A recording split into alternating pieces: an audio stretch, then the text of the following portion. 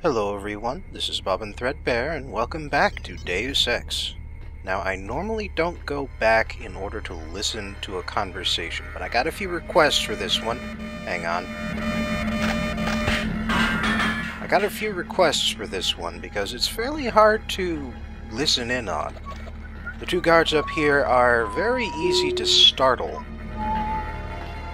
And as you saw, they never go back to their original positions if they do. Plus, you need to get really close in order to listen in on this one.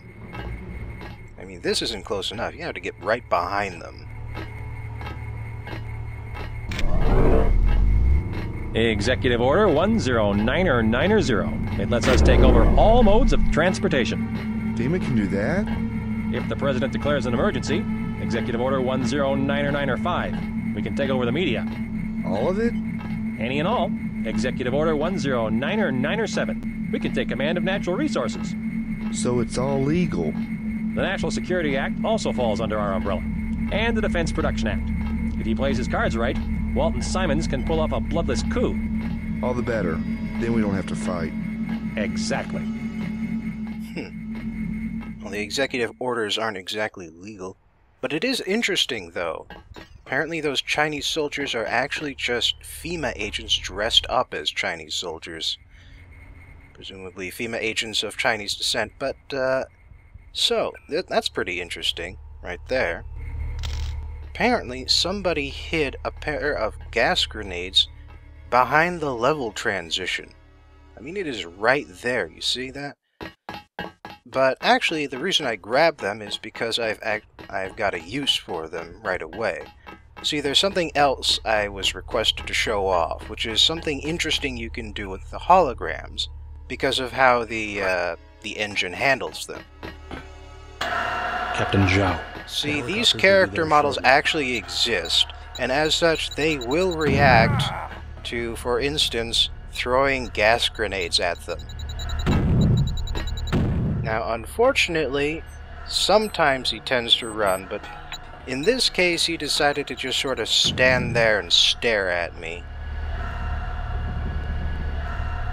But yeah, he does react to when grenades are thrown at him, much like any real character would. It's kind of interesting to watch a hologram jump off of that pedestal and start running around.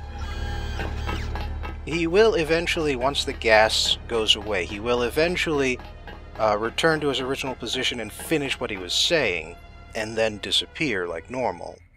But it's pretty interesting that you could do something like that. Now, there's actually another conversation that's easy to miss just below me.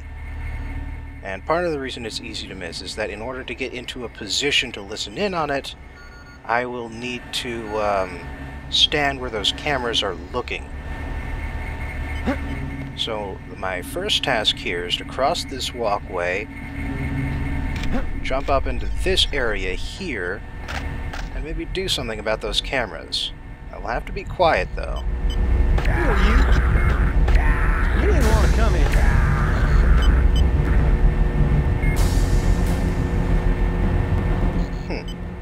I wonder why they are all armed with tranquilizer darts. It's a little odd. But yes, this security terminal. This is the reason you want to come here right away. Open a door, turn some cameras off. Alright, looks good. But I've got to still be very careful here because the guards, I'm close enough to the guards that if I make a loud enough noise that will startle them out of position and cause them to start looking for me and forget the conversation entirely. So that's why I'm leaving sort of by the back exit here so I can drop down far enough away that they wouldn't hear me. Now I can just sneak over and have a listen. Oh, and by the way, that keypad raises the walkway in case you don't have super speed. But I do. So who cares about that? Of course, I could just destroy the cameras, but, you know, sniper ammunition is precious.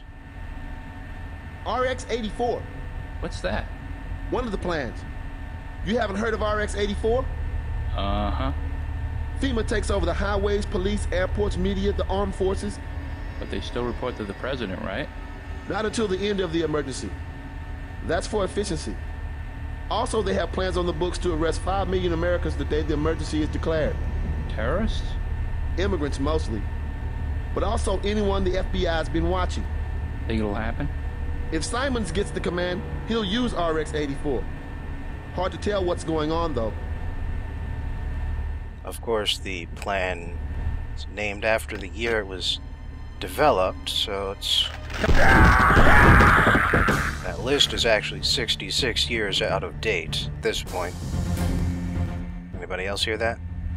No? Good.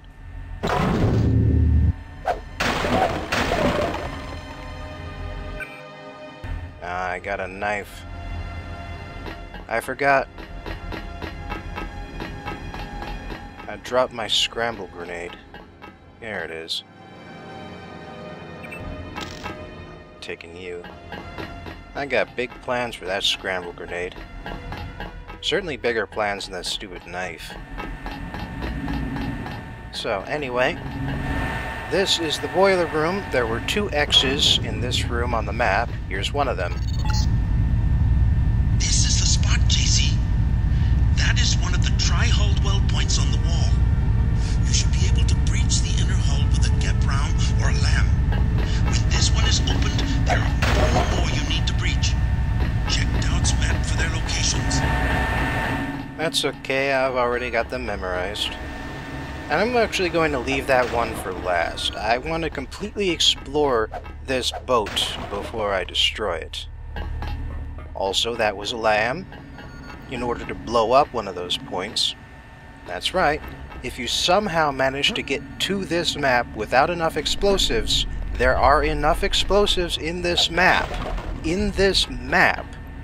To destroy the entire ship. And then some. There are still spares in this map compared to the number of tri-hull welds you need to blow up. This here's the second one. You actually don't need to climb into this area. It's a nice way to get the second LAM. Right there. It's a nice way to get a second LAM, but yeah, if you have a LAM, you can just, chuck it over the wall here. Chances are pretty good that you're going to hit it. See? That was good enough. I don't think there's anything underneath this doohickey.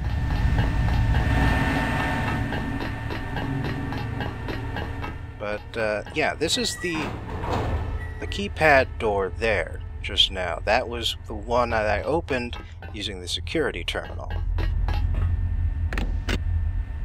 Also, you gotta make sure you check all of these alcoves, because most of them have something hidden behind the boxes. Most types of ammunition I don't actually need, but oh, hey guys! A little too far away for shotgun ammo. Ah, you dicks. Just had to hit the alarm panel, didn't you? Man, that thing's loud.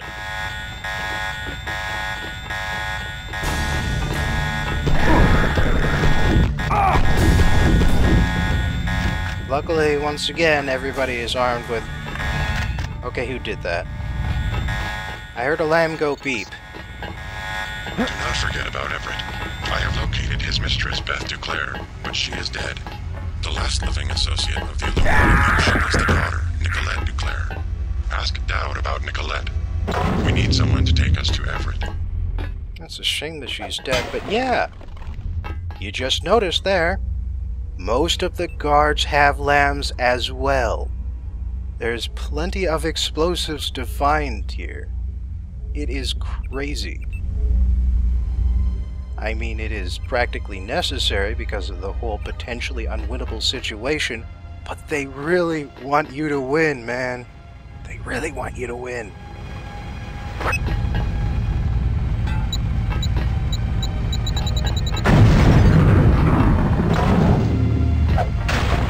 just blew up 2 points, and I am still absolutely full on explosives here. These are the bilge pumps. You need to turn them on, then reverse the flow. There should be a switch nearby to turn on the pumps, and the computer should allow you to reverse the flow. And Tracer Tong here is being exceptionally helpful by explaining, you know, exactly what you need to pull this off. And it looks like Kei Zhao's password would also let us into this computer. The bilge valves are open. Now just breach the last of the weld points. Alright, bilge pumps are running. And in fact, these look very suspiciously like a Half-Life jumping puzzle right here. Jumping from one of these pistons to the next. Of course, you can take a few shortcuts here.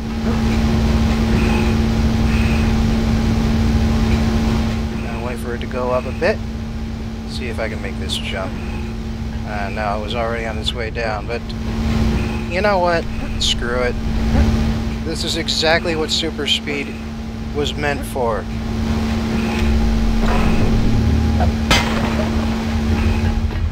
So there's actually a lot behind me to explore yet, but this, as it turns out, is Someone's there. this is actually kind of a dead end right here. You might think you'd be able to get into the hangar from here, but you can't. Luckily, this glass is utterly unbreakable. Or unluckily, if you wanted to get into the hangar bay. A lot of prod charger ammo around here, too. But yeah, this door is the only way into the room past it, for whatever reason. So unfortunately, I'm going to have to spend these multi-tools. But on the plus side, more explosives, and an augmentation canister. In fact, this one's pretty good. It is the second cloak and radar transparency canister. So as of now, or as of going back upstairs to that medbot, I would potentially have the ability to be completely invisible to all things. I just thought I'd use up a little regeneration so I could pick up that biocell. There are a few ways to go from here. And another security terminal.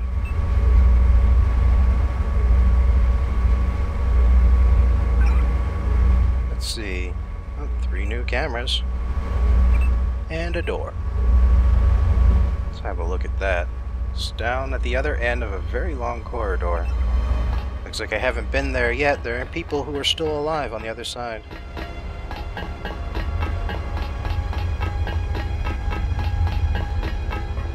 Oh, this one has nothing. That's too bad. So this is the other major room here, the electronics room. And yeah, I heard that spider moving, so now I've got Savo rounds. Also got another terminal up here. 3 more cameras to turn off. 1 more door to open. That's actually the door on the other side there. And if I had a hell of a lot of electricity shielding, then I might be able to get past without dying horribly. But for the record, it is very easy to die horribly there. Let's get rid of another lamb here.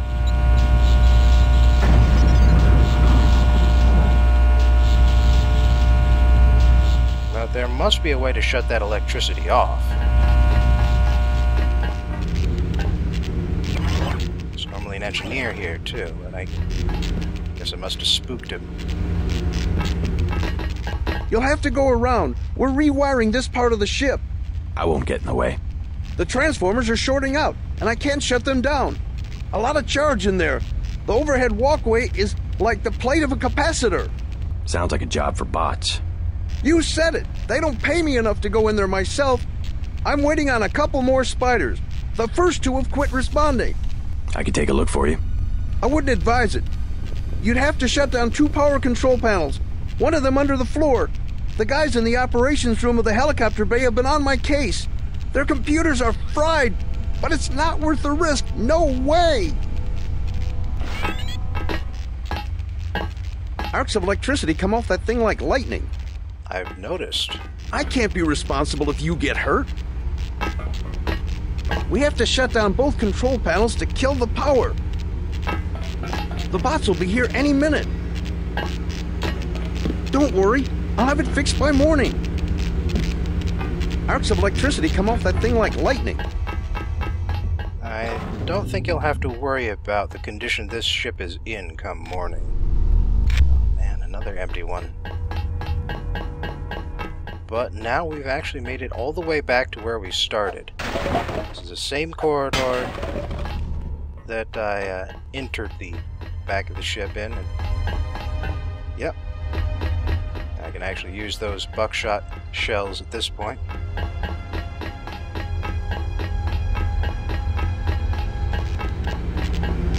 Over that way. We have to shut down both control panels to kill the power. And hey, even more TNT crates in case you still run out of explosives. So, can't get too close that way. But that is one of the control panels he was talking about, which shut down all that electricity. And the other one is actually down here.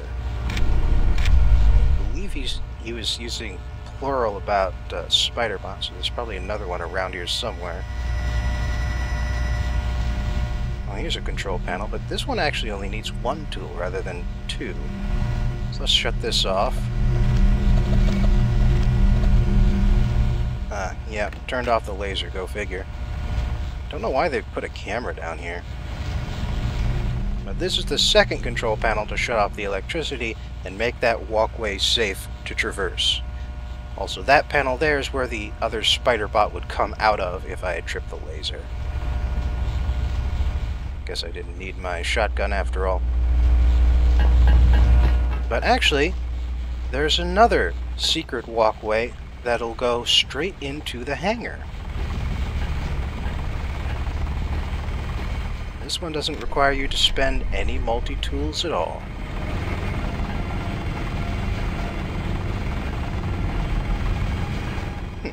Odd place to put 10mm ammo there. Alright, let's get ready for a nice surprise. Well, not that nice for them. He's here somewhere.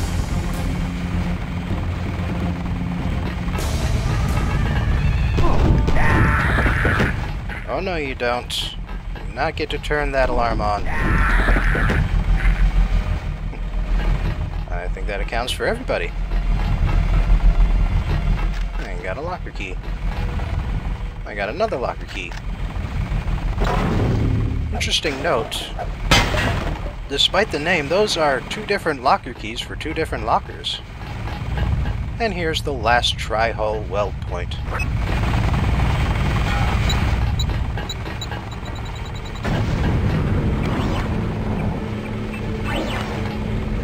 Yeah, and there's another guy with a lamb.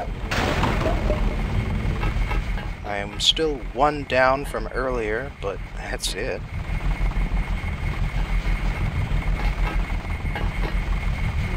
Why not?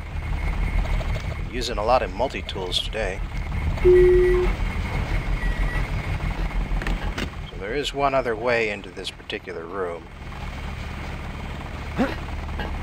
For some reason, this ladder is just high enough that you can't just jump onto it like normal.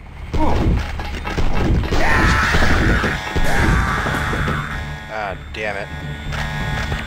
Didn't notice where the alarm panel was. Guess that was my mistake.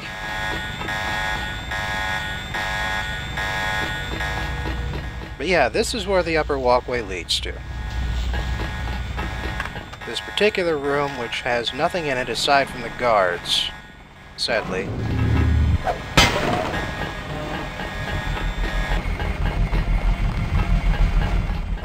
that's off now. So let's check underneath the helipad here.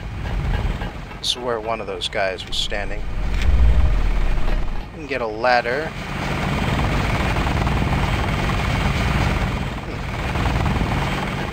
Now once again, I believe that helicopter is completely invulnerable to whatever I would happen to do to it.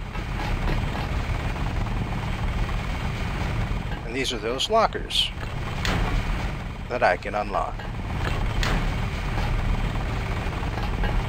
Nothing particularly useful in them. Funny note, I have no idea what that code is for. Tried it on all the keypads around here, but none of them seem to work. So this is that red corridor whose door I opened earlier with one of the security terminals. And this is the ventilation system. The reason you don't want to enter here is because the wind is strong enough to push you towards the roof. If you get a little too far off, you'll wind up on this spot here.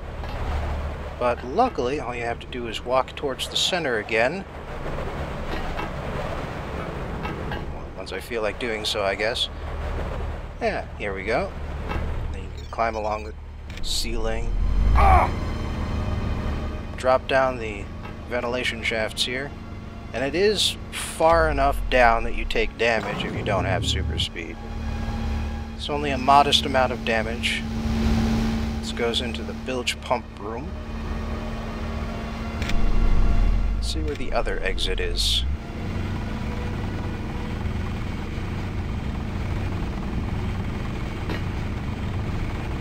Now, doesn't this place look familiar?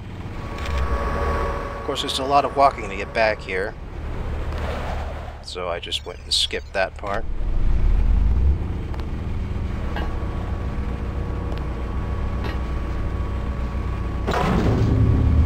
Where else am I? So this leads back into the electrical room.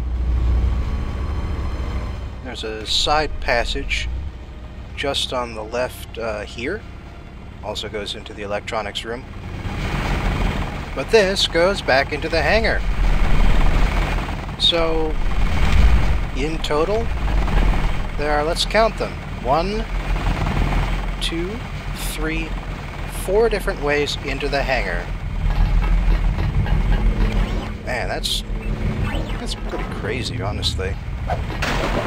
But I believe with the ventilation system, I've done just about everything there is to do, so let's blow this joint.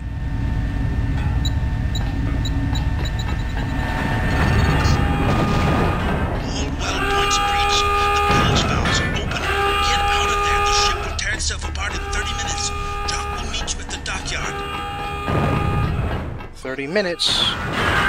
So in other words, you will have plenty of time no matter where you started to get out. I show alarms active everywhere and bulkheads closing.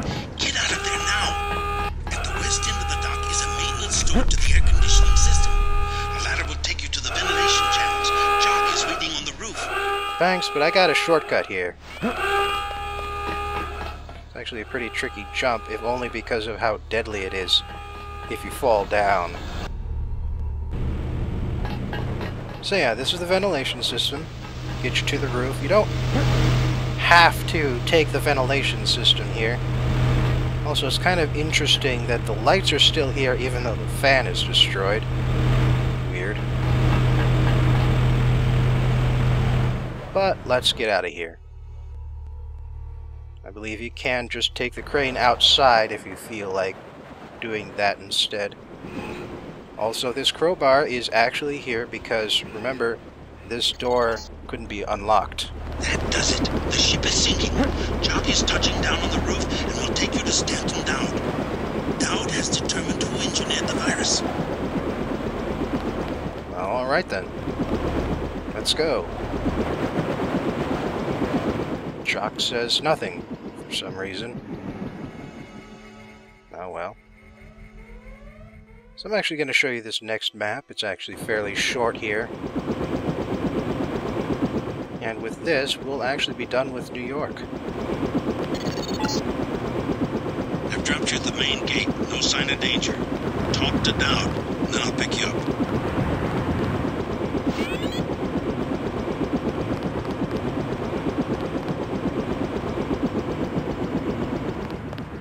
Yes? What is it? I'm here to meet with Dowd. Just a minute. I'll be right out to let you in.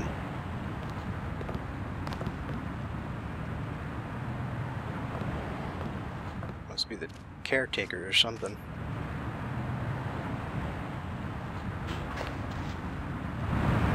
There we go. Mr. Dowd awaits you in the family mausoleum. The building that says Dowd on the front, on the western side of the cemetery. He is expecting you. He is expecting you. Alright, well, I got the suspicion that things might get hairy, so I think I might just do you a favor and,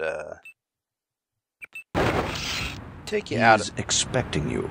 Yes, thank you. Take you out of the equation, just like that. Also, I have no idea what that beeping sound is. For some reason, there's a keypad here.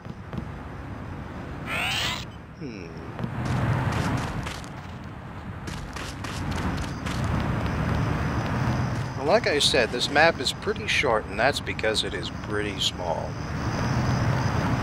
This is not the world's biggest cemetery here. Although for some reason there appear to be secret passages that lead underground.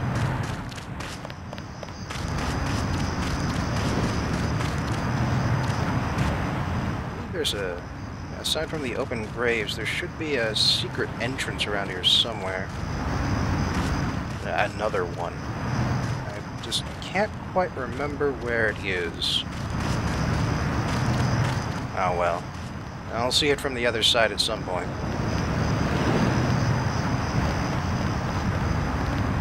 But for now, let's go down into the open grave. See what all is down here.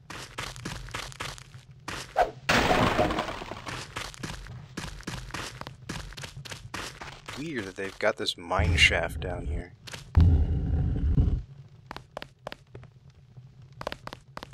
Also, it is utterly silent. If you thought that last map was quiet, man, this one can get on your nerves. So let's see what's in these things. Got Dowd's food, Dowd's ammunition, with another lamb. I would say you don't technically need it, but actually you do need one more explosive for this map, too. And what's Dowd got in this one? Emptiness. That's interesting. Let's have a closer look. Aha! Another secret passage. Man. Let's see where this one leads. Now, here's the secret passage I was looking at before. I couldn't find. Well, no wonder. Apparently it is underneath one of these gravestones. Noble Paladin Lord Brenny? Lord Brine? Didn't quite catch that. I'm guessing Noble Paladin is some sort of Freemason title. But yeah, that just leads into a loop. So there's really nothing more to do but head back into the mausoleum, have a chat with Dowd. For some reason that doesn't close all the way. Or actually, before we have a chat with Dowd, I'm gonna blow up his safe. Because there's an augmentation upgrade canister in there. Actually, we're about to get rid of the ambrosia vial, so I'll just let that sit there for now. Also, let's hack his computer. Ah. This is Tracer Tong trying to get in contact with Dowd and tell him about us. I wonder he knew that we were coming. How'd you get in? The gatekeeper, how else? Strange. No one's supposed to be working this late. Did he say anything? I took him out before he could say much. Better safe than sorry. Starting to think like us, huh? Be careful. Paranoia is a drug. You can get addicted. I have some good news. I scuttled the freighter and destroyed the stockpile of virus. Excellent, my friend.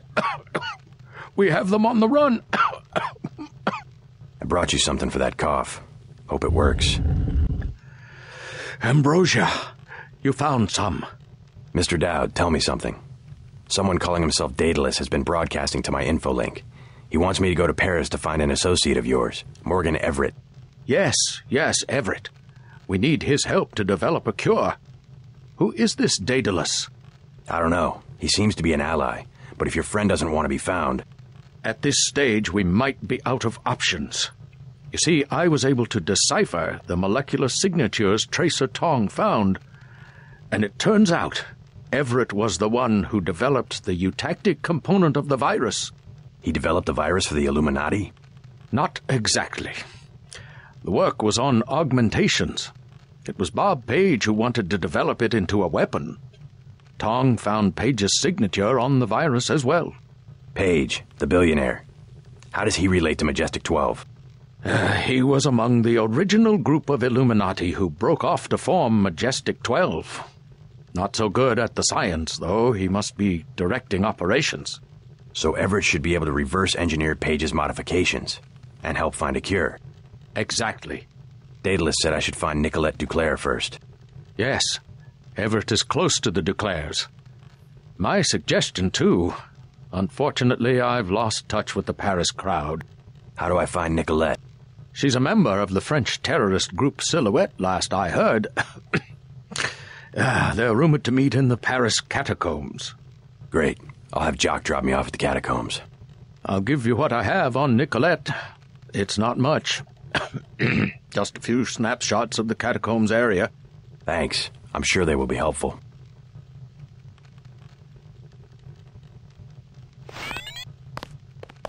Bob Page was Morgan Everett's protege. A good student, but very impatient.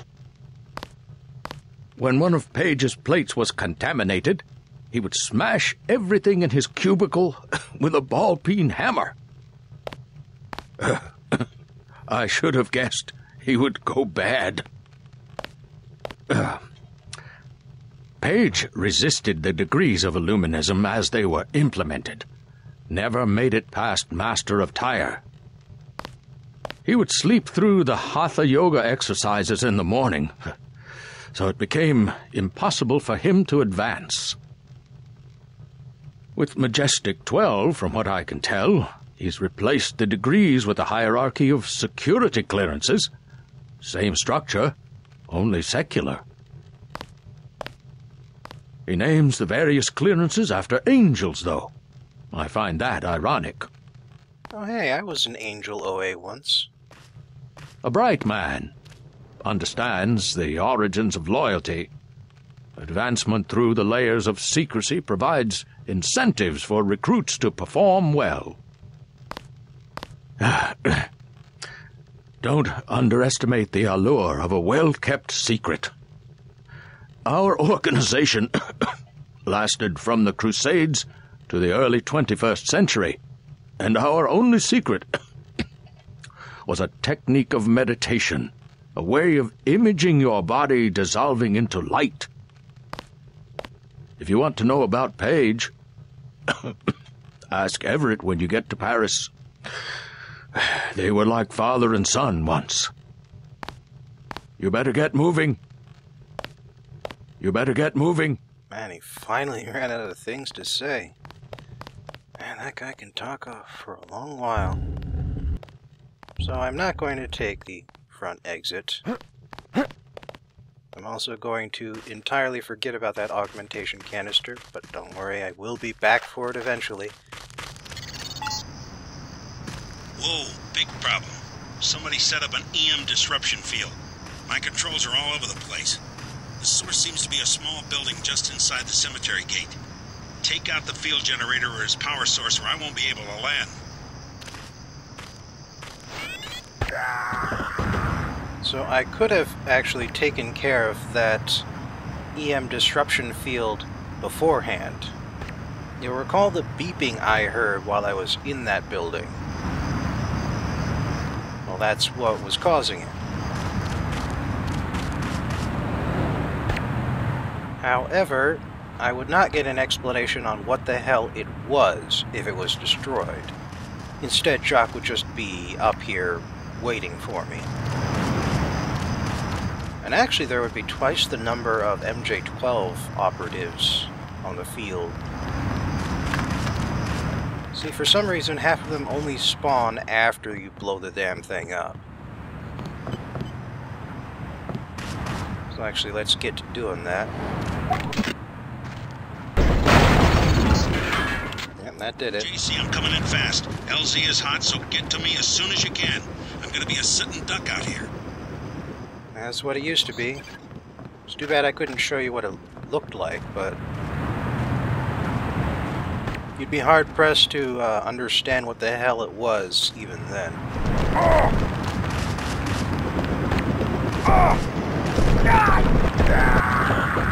And there we go.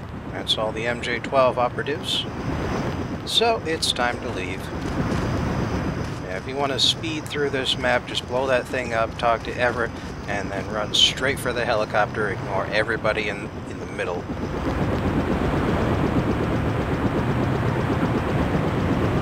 Close one. Ready to head out? Dowd needs us to contact his associate in Paris. Everett, right? The leader of the Illuminati? He's not an easy man to find. Let's go. If only Paris wasn't under martial law. A great city it used to be.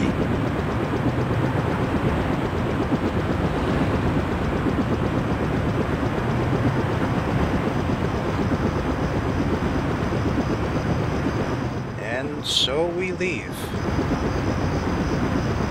In utter silence.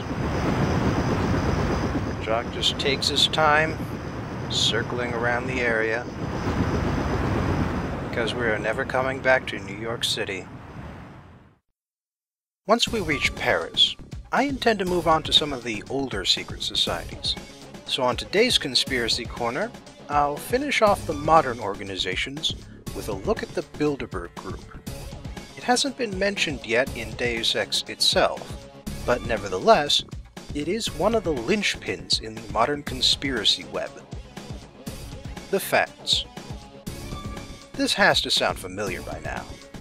In May of 1954, a bunch of rich white guys from America and Europe decided it would be a grand idea to get together every once in a while and have a chat about global politics. Unlike with previous corners, though, the Bilderberg Group is a far more informal affair. It has no permanent membership aside from a few dozen guys who organize the event. It doesn't present policy suggestions. It doesn't publish any periodicals, and it doesn't even have a meeting agenda beyond a list of topics to discuss. It's basically just a yearly, 3-day conference which features up to 150 of the most powerful people in Europe and North America. Think tanks like the Council on Foreign Relations and the Trilateral Commission are only semi-secret. They don't publish transcripts of all their meetings, but they make their policies well known. The Bilderberg meetings, however, are completely off the record. No reporters are let anywhere near the conference when it's taking place, at least in the capacity of being a reporter. And the people who attend are not allowed to disclose what anyone said, nor who came up with what ideas. The group didn't even have a real name at first. The first meeting was held at the Hotel de Bilderberg in Oosterbeek, the Netherlands, and for the lack of a better alternative, the media named them after the hotel. Another feature of the Bilderberg Group is that since it has no formal stance or political weight, a lot of sitting heads of state and heads of government have attended over the years. Prince Bernhard of the Netherlands was the first chairman of the steering committee, and a wide variety of European royalty and prime ministers have graced the attendance list. Still, only about a third of attendees are politicians at any given conference. The rest are industrialists, bankers, CEOs, the sort of folks who'd have a membership card to one of these other exclusive organizations. The conspiracy. European royalty, bankers, and total secrecy. Need I say more? Oh, well then, let's get juicy. Prince Bernhard, first chairman of the Bilderberg Group, was a member of the Nazi Party and the SS before he married into the Netherlands royal family in 1937. Still, most people quietly gloss over this fact because he fiercely defended his adopted homeland once World War II began and flew missions for the RAF while the Netherlands was occupied. His name was even cleared by Ian Fleming himself.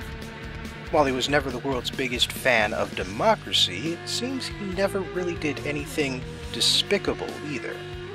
Well, he did accept bribes from Lockheed to promote their fighter jets for the Netherlands military, and he used World Wildlife Fund money to pay for an anti-poaching mercenaries who went rogue in South Africa, but that's still on a different scale from Nazi Germany.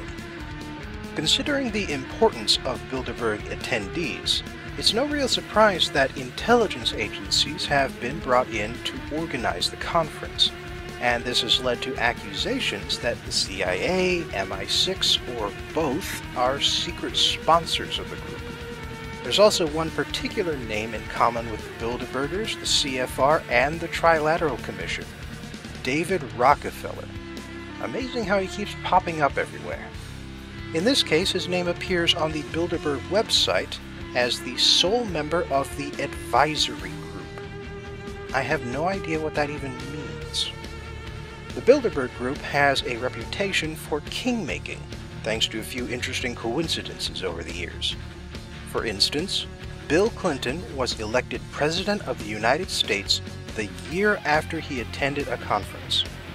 Supposedly, in 1998, they also pressured Tony Blair to further integrate the UK into the European Union, and Blair obeyed by dissolving the House of Lords. This is despite the fact that his Labour Party was committed to reforming the House of Lords as of 1997. The House of Lords is not dissolved, and in fact, all he managed to do is get rid of all but 92 of the hereditary seats. The reform of the House of Lords is still ongoing, and it still remains an unelected body, and in fact, not only has the UK not joined the Euro, but as the EU centralizes, the UK has been pushing itself further away. Plus, Scotland is seriously considering independence.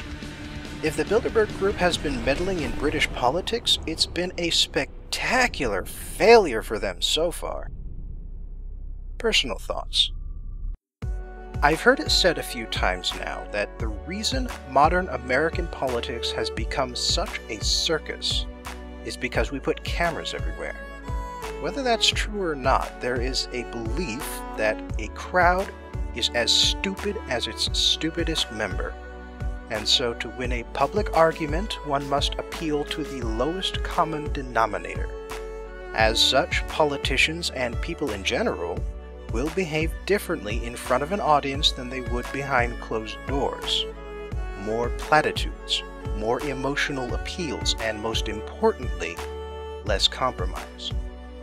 Nobody wants to be the first to give in. To someone who doesn't understand the nature of shared power, compromise seems more like a weakness than the necessity it is. Of course, I'm generalizing, but I'm speaking to an audience myself, aren't I?